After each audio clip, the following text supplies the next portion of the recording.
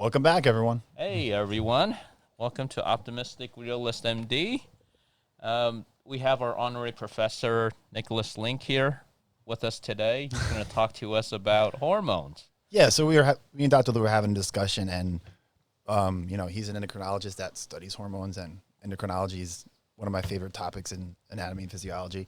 And we realized we never told you guys what a hormone really is, so that's what we're going to do. And I think there are a lot of confusion in terms of hormones. Yeah. When you say hormones, people automatically assume, well, probably the top two hormones are either your reproductive hormones or your thyroid, which is another one. Insulin too. And insulin. But yeah, it's interesting. Not many people would consider insulin as a hormone. Because of just how, we perceive insulin. Yeah, and I guess it's how it's talked in the media on that. So such a common thing to hear. Where unfortunately, insulin has a bad reputation. Yeah. Just from makes you fat, gives you diabetes. Yeah. No, just from the way it's portrayed. Yeah. But diabetes is a talk for another day. Well, you even we were joking. You were talking that you have some patients come to you and be like, "Oh, I'm here because I have hormones." And you think it's some kind of a disease, but we all have a lot of hormones that we need. So, yeah. Well, we definitely have patients come in with, stating they have hormone problems. But then, the trick is to narrow it down to which hormone. Yeah. So, without further delay, why don't you tell us what the definition of a hormone is? Keep it simple. It's kind of like a chemical messenger. It's a chemical that travels in the body, and some hormones target all cells in your body. Things like your steroid hormones would be, ones that affect every cell in the body, and then things like insulin, which are made of protein. It's also a chemical. People think of protein and think of food, but it's technically a chemical that we do eat. These only target specific cells. So keeping it simple, like insulin would only target like muscle cells, liver cells, and fat cells, because that's the only place the body can store excess sugar in the blood. And it just goes to the cells and pretty much activates inactive. Sometimes the gene is there and it just turns it on. Like in the case of proteins, it'll tell the muscle and liver and fat to start taking in sugar to lower blood sugar. And then things like your steroid hormones, which are made of like a fat-based substance, they could actually create whole new genes or activate genes that were inactive and make entirely new proteins. So that's why they're much more potent and affect every cell in the body. And the way they work, like I was talking with you, is kind of like a thermostat. It's a process called like negative feedback. So a good example is just, let's say, it's been crazy hot these couple of days and you set your AC to like 73 degrees, right? And, the thermostat senses it and it gets up to 75. What's the thermostat going to tell the air conditioner to do? Turn on. Right? Turn on. And then it's going to stay on until it gets to what temperature? 73, right? So once it gets to there, that's where you have your thermostat set. It's a set point. It stops. That's pretty much how hormones work in the body. So what's normal blood glucose? Like 90-ish? Well, depends. I would say, well, if you're talking about fasting blood sugar. Yeah. Okay, so normal is probably between 70 to 99. Okay. So let's just keep it simple, let's use like 99 as a set point, all right? But if you're in such good shape like Nick here, he can probably tolerate a 50 or a 60 without problems. Yeah. I forgot what my last blood test showed, but I think it was pretty low. But yeah, so keep it simple. Let's just say use the number 100. That's a set point. Let's say you eat a banana, it's got a lot of sugar, or a bagel, or a bag of Skittles. Okay, that's gonna make your blood sugar spike to, let's say, 120, and then the body. I'm pretty sure it's the hypothalamus that senses blood sugar and sends it to, or I think the pancreas senses it itself. A mistake. Yeah, there's glucose sensors everywhere. Yeah, in muscles, brain, liver. Yeah, and this is this is why when we talk about insulin resistance, we have to talk about insulin resistance in all different parts of the body. So there is.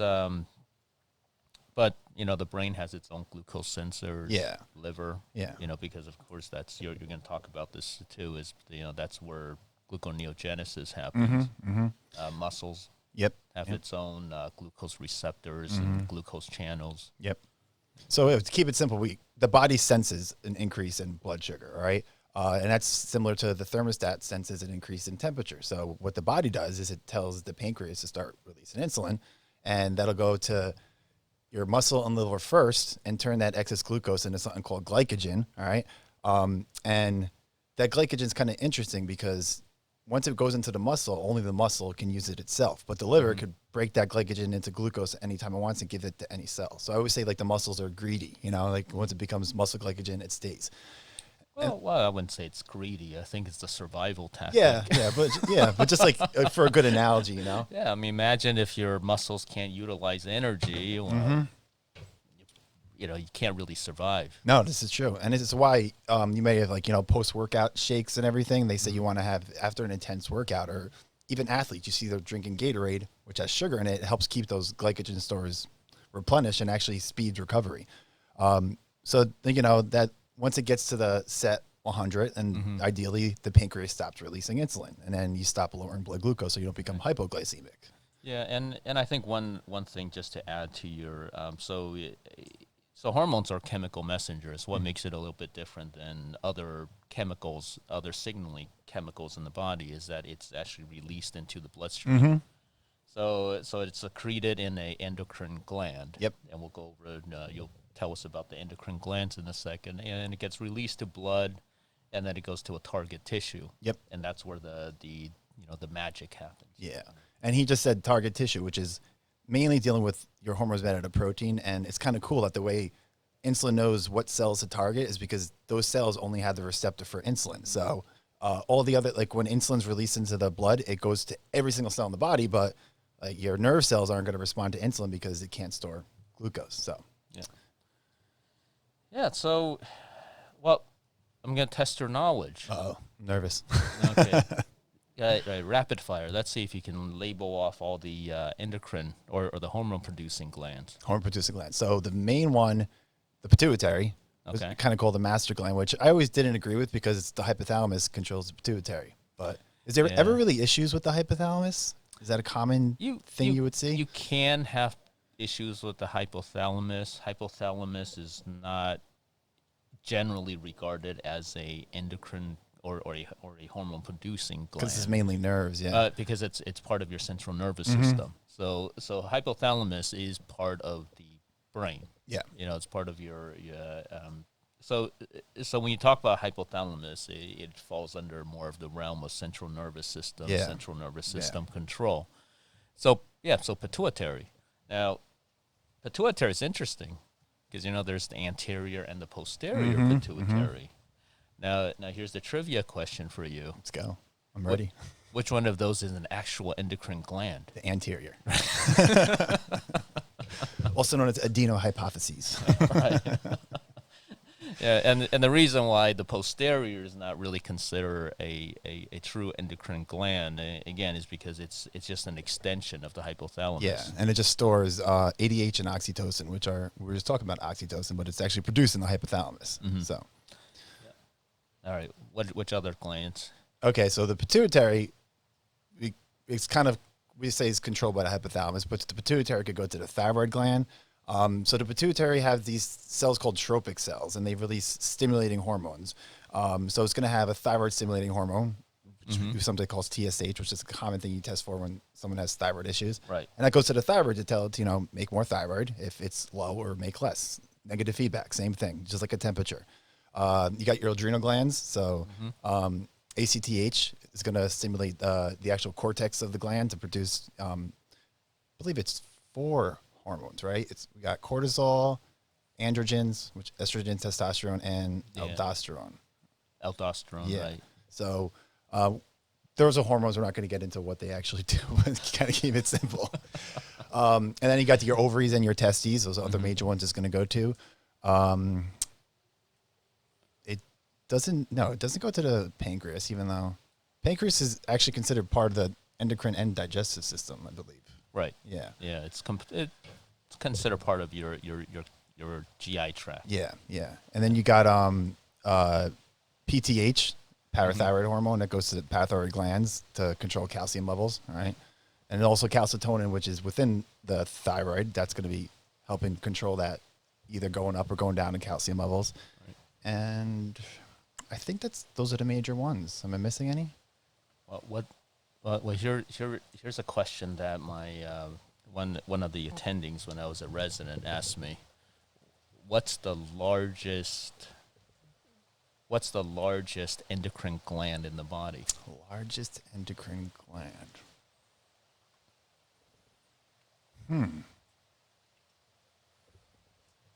Look at that. Would it be the pancreas? Well, close. Close. About to say you're not going to get your perfect 5 on your AT exam. No, it's actually the gut. Oh, yeah. The gut, yeah. the GI tract, because there are more hormones that are secreted in the GI tract than any other you got system in the body. Gastrin, cholecystokinin. Yeah, I forgot about all those. Somatostatin. Yeah. You know, the whole. We talked about leptin and ghrelin. and also very important.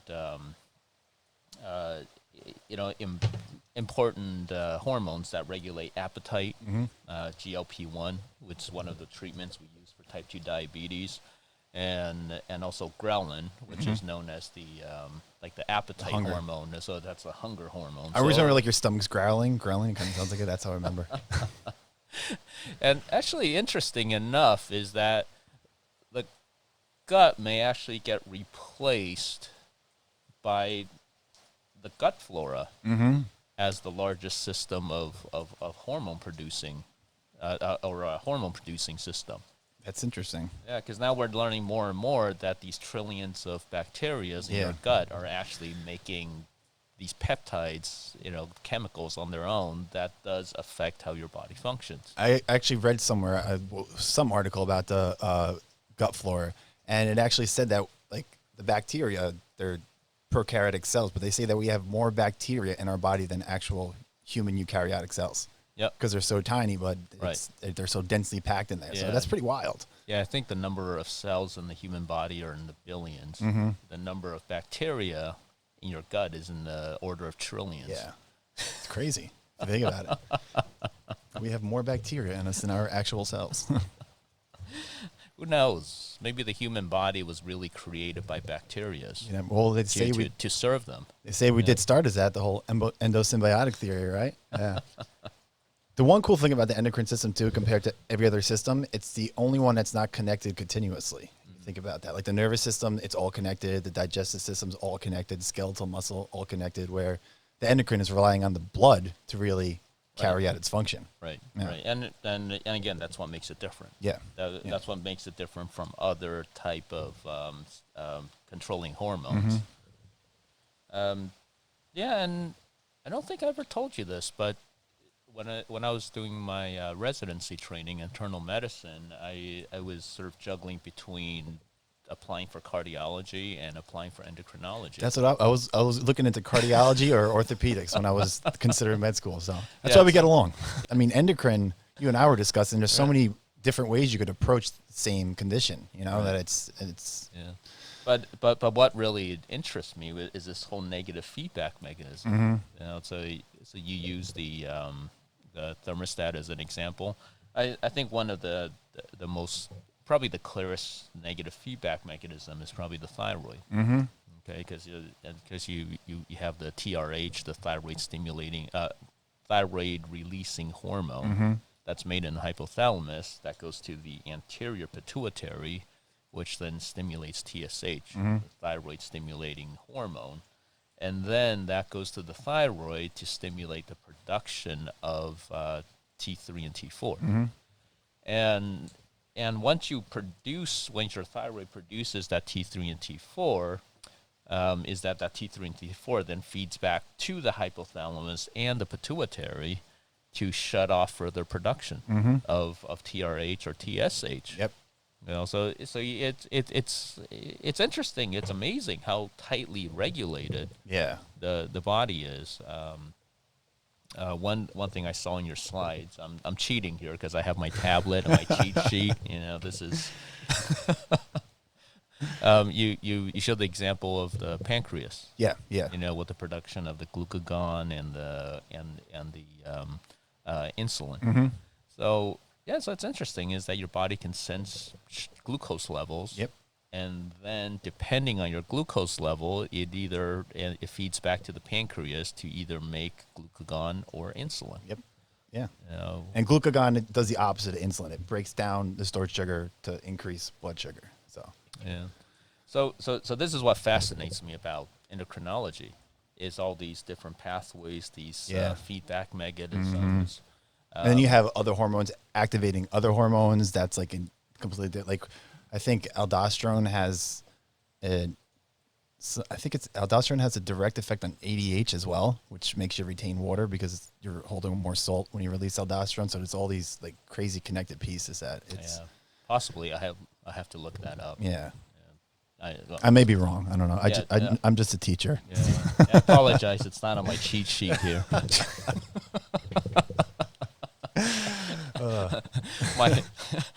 My knowledge is only as vast as what's in front of me. The PowerPoint. That's funny.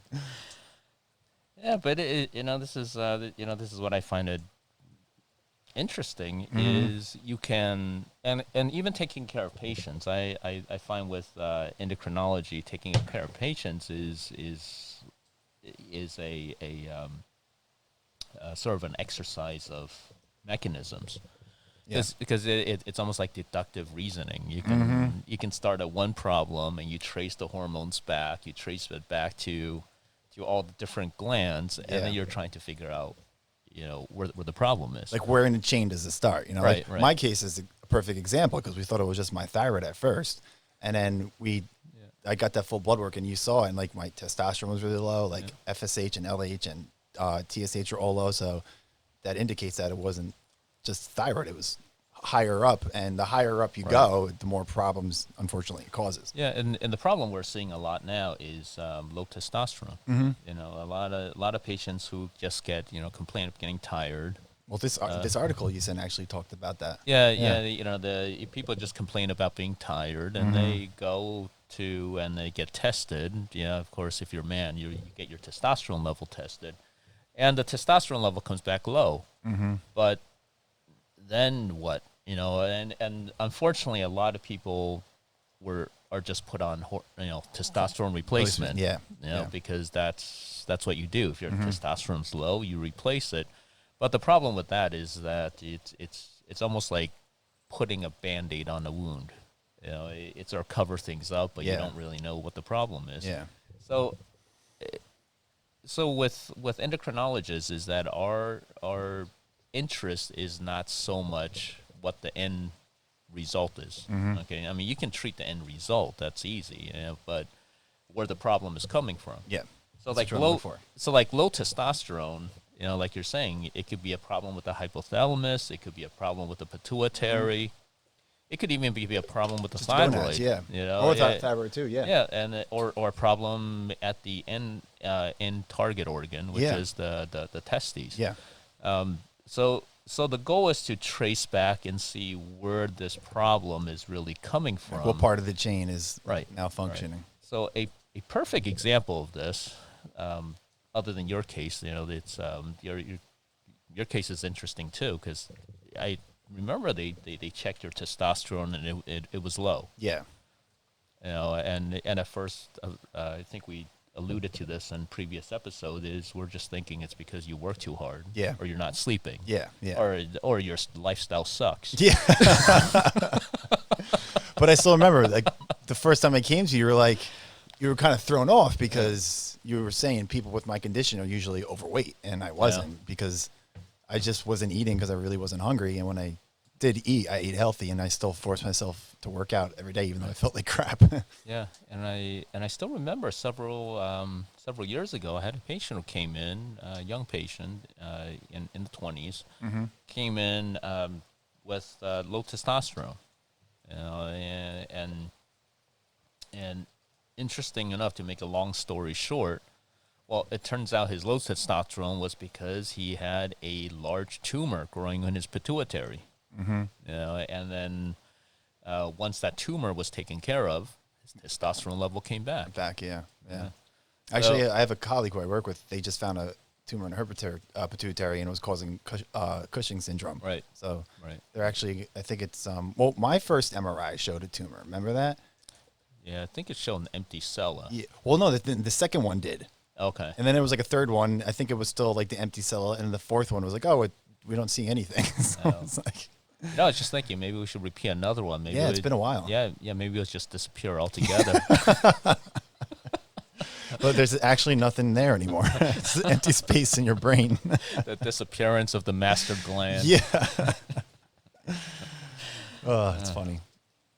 Oh, let me touch upon because we talked about insulin resistance. So Right. it's kind of a cool concept to talk about because, I mean, I may be mistaken, but this is kind of how I think it works: is that people who are insulin resistant, their muscle cells aren't responding to insulin, and most of the times the reason for that is because there's this thick layer of fat over the muscles that the insulin can't really get to the receptor on the muscle to store it as glycogen. Yeah, it's a lot more complicated, and I can't say I understand it too much myself.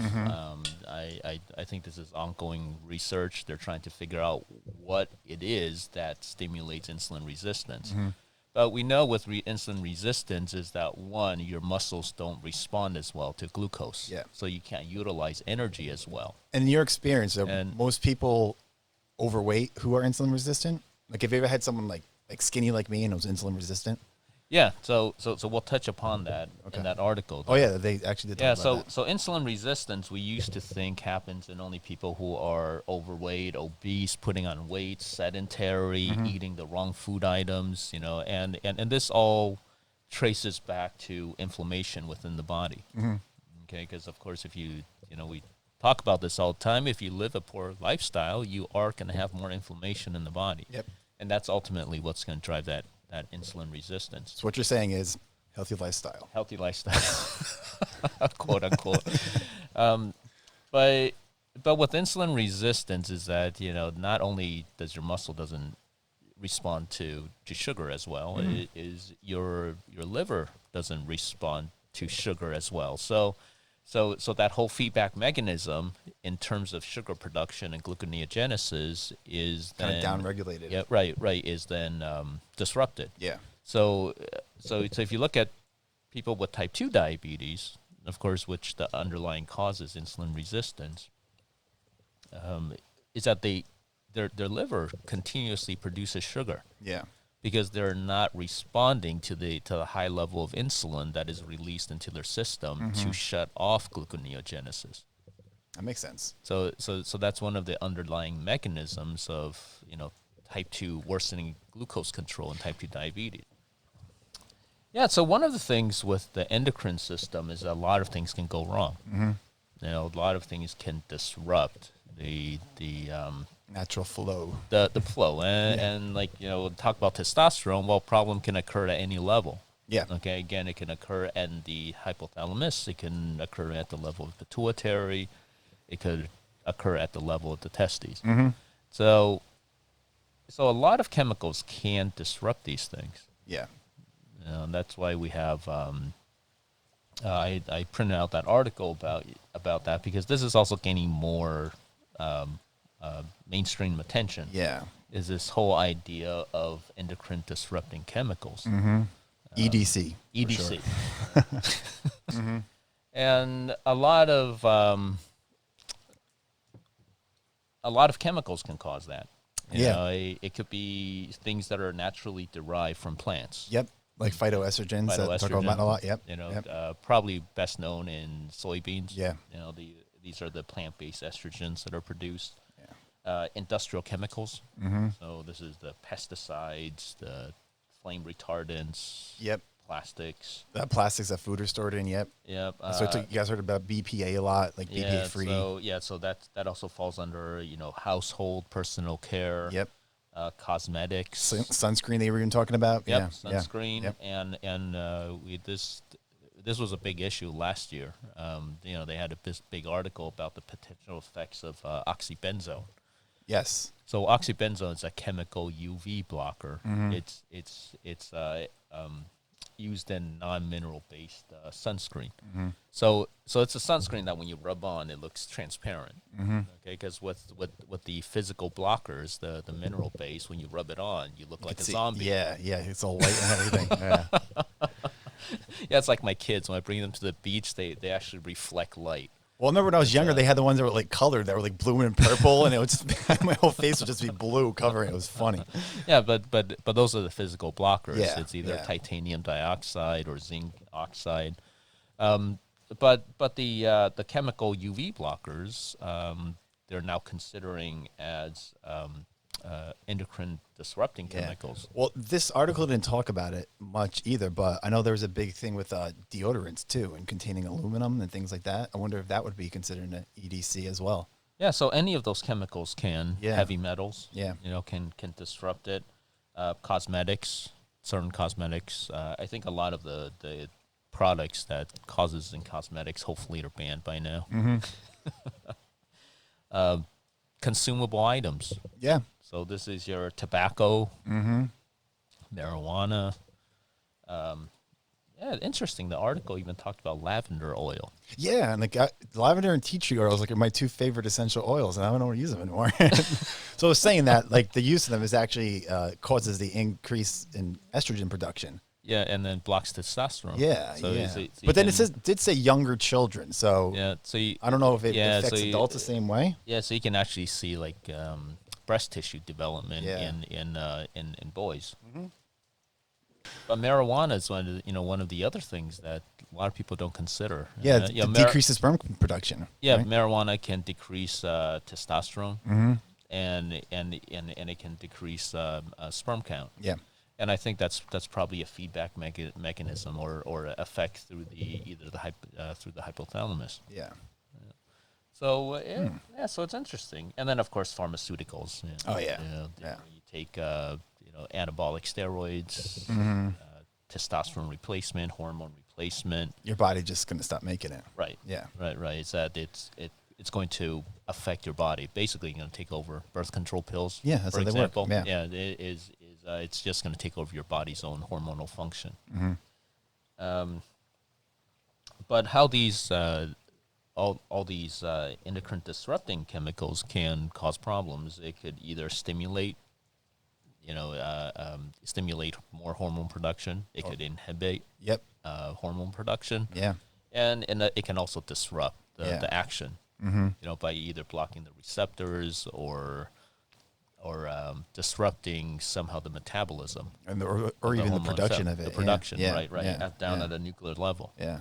So a good example of this would be like tamoxifen, for example. Okay, tamoxifen is used in women with hormone-responsive breast cancer. Okay. And how it works is that it's an estrogen receptor blocker.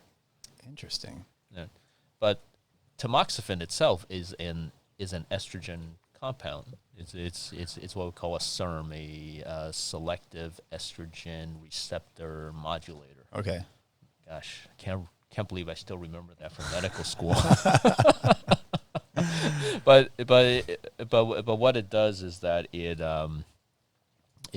blocks the estrogen receptor, so your body's own estrogen can act on it. Yeah. But tamoxifen itself, again, it has estrogen-like activity. So would that still cause the side effects of excess estrogen? Well, it still carries the same side effect profile. Interesting. Clot formation in women who are susceptible. So or that's smokers. not really a good medication then. Wouldn't an Well, it's aromatase inhibitor be better? Well, it's a necessary medication. Interesting. Aromatase inhibitors are different. It decreases the production of estrogen, Okay. but sometimes you have to use both of them in combination. Gotcha. And it depends on again, it's not my field. It's in oncology. It depends on the type of cancer you have. Makes sense. But one of the biggest chemicals that are described in the article here is BPA, Yeah. which is scary. And it also started talking about, was that the one where it was associating with like a increase in ADHD and autism? Yeah. Because it disrupt like neural development? So BPA has been implicated in many things. So other than being an endocrine disrupting chemical, is that there are some speculations of it affecting the immune system, increasing the risk of autoimmunities, increasing the risk of inflammation. So, and it's scary because BPA used to be in everything. Yeah. Like anything plastic has BPA in it. You know, the plastic cups you use, the plastic bottles that water used to be sold in. I'm still convinced that baby that's, bottles. Yeah. And I'm still convinced that that's where like the root of like my issues came from, because like I would have all those chemicals because we didn't know back then. Right. And then this is a whole other topic, but artificial sweeteners. I was crushing diet soda all the time, you know, and that could have been an issue, you know? Yeah. And sometimes I wonder too, because now there is a rising problem with infertility, especially in young adults. You know, I wonder how much of this traces back to all the chemicals that we've been exposed to. Well, it's the generation that had the most of it. If you think about it, it seems like there's some correlation. Right. And it's BPA also, you know, other than infertility, PCOS. So PCOS, polycystic ovarian syndrome, is very widely diagnosed now. You know, there's a larger and larger percentage of young women and even older women who are diagnosed with PCOS. Yeah. Now, in the past, we used to think this has to do with your body weight and insulin resistance, and but now we're seeing, you know, we're seeing more patients who have all the features of PCOS who are not overweight or obese at all. Yeah. You know, in fact, they can have a pretty low BMI. So this comes back to what you asked me earlier: is can you be thin and have insulin resistance? You know, and I guess the answer is yes now. And the answer is yes. Yeah. You know, just what you know, something in your body is inducing that insulin resistance. Yep. You know, it could be inflammation. You know, something that's causing more inflammation in your body then increases that insulin resistance. It could be some endocrine-disrupting chemical that is disrupting your body's ability to process insulin. So now you're producing more than normal of insulin to accommodate for that. That makes sense. You know, and so this is a interesting field. It's, you know, it's evolving. We're starting to know more of this. And I think once we start learning more about this, is that then, you know, like with the case with BPA, is that then we can start eliminating these things from our lives. Which most plastics have been doing. Right. So it'd be interesting to see with this next generation. And of course, this is, you know, when my son is 11 now. So when he was born, that was around the time that BPA was starting to get phased out. Yeah. You know, because I remember all of his you know, all of his bottles and everything now, you BPA know, free or BPA free.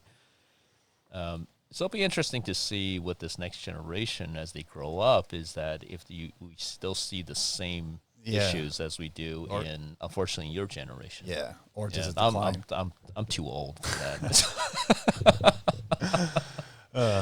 That's funny. Because a lot of people always ask me, like, why are there so much thyroid disease? Well, one, lifestyle. I mean, we all live pretty crappy lifestyles for most of us. Yep.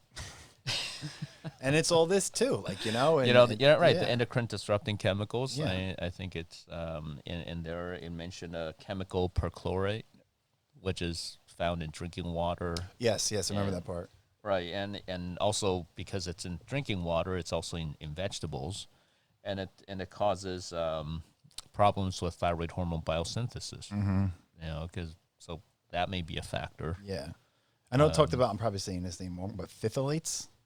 Am I saying that right? But it talked about those a lot. I just too. call it phthalates. Phthalates, yeah.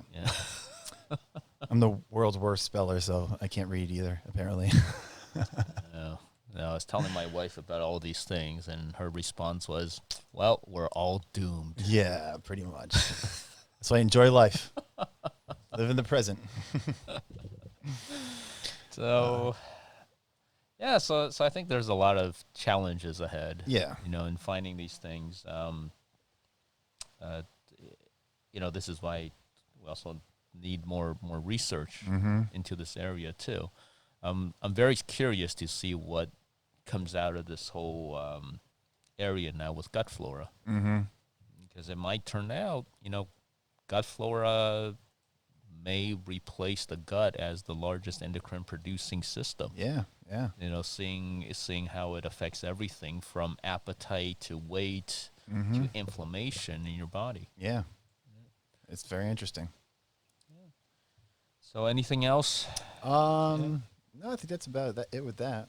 Well, there's that one article you sent about falling in love. Oh, yes. Yes. Which is pretty interesting. Yeah, so I was going to include that as part of your our posterior pituitary. Yeah. The posterior pituitary produces the ADH or vasopressin. Yeah, and oxytocin. Careful, it stores it. It stores it. Right. It's producing the hypothalamus and stores That's in just the posterior. That's like a big stickler I want my students from. I'm like, no, it doesn't produce it. It stores it. That's semantics. Yeah, it's all part of the hypothalamus. It's there, yeah. Right. So, and oxytocin. Yeah. Oxytocin we know plays a large role in childbirth because it helps with the contraction of the uterus in childbirth, and also it helps with breast milk production. yeah, so the contraction of the nipple to actually make the milk come out. Yeah. Yeah, but now oxytocin is also. There's research looking at oxytocin has actually been nicknamed the cuddle hormone. The love hormone. The love hormone, the cuddle hormone. Yeah. And it's not so much associated with attraction, but it's associated with Comfort, kind of. Yeah, like comfort. They're trying to now they're wondering basically animals that make more oxytocin, when in a relationship, is that they tend to be more monogamous. So then the question is, does oxytocin play a role in terms of making that human connection In relationships, in relationships? So you have other hormones that stimulate the attraction. So the dopamine, for example, we have the reward pathway, and it's like when you're first attracted to somebody, it's you get that dopamine surge. Yeah, it's like the honeymoon stage. Right, yeah. right. And then the dopamine Wears wears off. Yeah. As like everything else. It's like buying a new car. You buy a new car, you're so excited. And then A couple of months, you're like, it's a car. a couple of months, you get a scratch. You don't care anymore. Yeah. But then all these other hormones then come into play in terms of maintaining a relationship. Yeah, which I thought was pretty cool. Yeah. I think they were saying androgens were the first for like the initial attraction, right? Like estrogen and testosterone. And I think, what did they say? They said adrenaline too, right? Adrenaline's released at the first. That's why you get like it's going to increase your heart rate and you get sweaty palms and like nervous and don't know what to say. Yeah. Right. It was cool. It was an interesting read. Yeah. So see, hormones play a bigger role in everything. Yeah. Even we're talking about. Now they're saying that oxytocin plays a big role in terms of ejaculation and orgasms. Yeah. I never knew that, but that's interesting. Well, they were even know. saying too, like an ejaculation. I think that's the only instance the body actually, with the parasympathetic and sympathetic nervous system, actually complement each other. Like they have to work at the same time. Right. So that was pretty cool. I always thought. Yeah. I wonder if it has something to do with that too. So it's funny, when I was reading that article, I had this image in my mind. The Cupid with their arrows and the heart. So maybe at the end of the heart, it's like they lace it with some oxytocin and dopamine. Yeah. Theoretically, that would work. They're really just shooting you up with dopamine and oxytocin. Yeah, that's funny. Yeah, but as always, it's been fun. Yeah, I like these conversations. It's one of my favorite topics, though. Yeah, and we'll keep bringing you, more topics like these if you find interesting. And, of course, let us know. Again, you can email us or leave us a comment of anything you would find interesting to talk about. Give us some homework. Come on, guys. Yeah. Get on it. Challenge us a little bit, right? Yeah. Because we already know we know everything, so we want to get you. Right. And by the way, I know everything as long as it's on this piece of paper. Or revert to Google. All right. Well, Cool. always fun. Yeah. So, yep. And again, if there's anything you want us to look into, research for you, talk about, please let us know. Otherwise, enjoy the summer. Yeah. Getting a nice little rainfall now. Yeah, a little break in the heat, Right. which is nice. Yeah. So Okay. until next time. All right. Take care. Later, Okay, guys. Bye.